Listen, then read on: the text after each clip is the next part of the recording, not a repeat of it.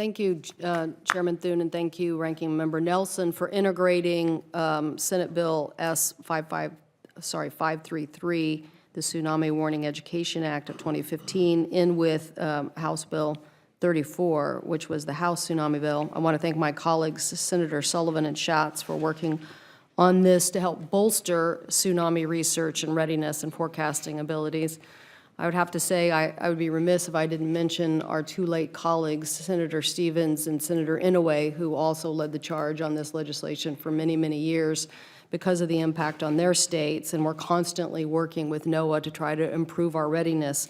This bill would integrate more earthquake data into models to improve tsunami forecasts, strengthen our coordination between NOAA and the Weather Service, require NOAA to develop uniform standards for forecasting, require NOAA to integrate new ocean data into models, and authorize NOAA to integrate emerging and effective mass communication tools into the warning system.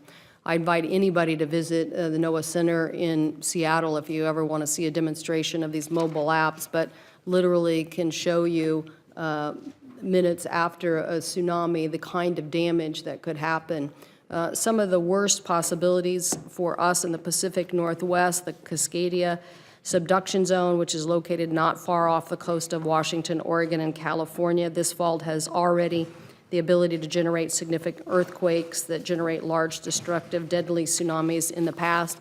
In the 1700s, this fault generated a 9-point magnitude earthquake, the largest earthquake that is never ever known to hit the lower 48, and scientists estimate the Cascadia Fault earthquake and tsunami would be very similar to the 2004 Indian Ocean earthquake and tsunami. So nearly 10 years ago, that tsunami impacted 14 countries and resulted in 230,000 people losing their lives. So when you look at some of these demonstration models, literally cargo containers could be floating in downtown Seattle. So we want a preparedness plan, and we want to do everything we can to make sure that people are ready. 20 minutes is not enough time to evacuate everyone from coastal communities, and that's why this legislation requires NOAA and the Department of Homeland Security to submit a report to Congress on the readiness of our first responders in the event of the near-shore tsunamis. And this report outlines how the Cascadia tsunami could impact our infrastructure like bridges and roads. And since so many people on this committee have products that are shipped through our ports, it would detail how our economy would be impacted if such a tsunami hit. So I want to thank our colleague in the House, Senator Bonamici of Oregon, for championing this bill there. And again, want to work with my colleagues in Washington, Alaska, Hawaii, Oregon, and California on moving this legislation through the process. But again, thank the Chairman Thune and Senator Nelson for getting it on the agenda and out of the committee.